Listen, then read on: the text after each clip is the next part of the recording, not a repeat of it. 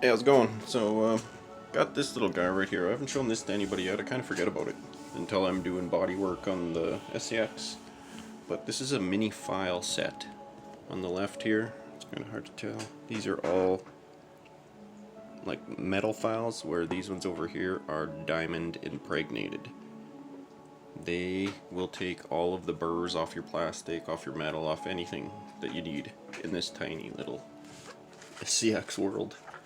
They're very nice. They come in all sorts of shapes. Bunch of flats, some round, half moons, diamond, and square. They are great for getting into everywhere. That's pretty tough to get at.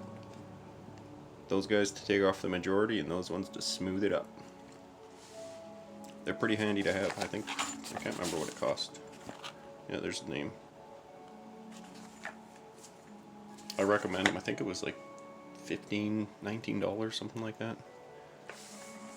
Got it a couple years ago. Totally worth getting.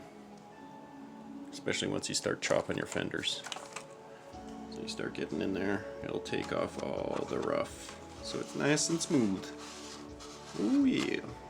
Anyway. Peace.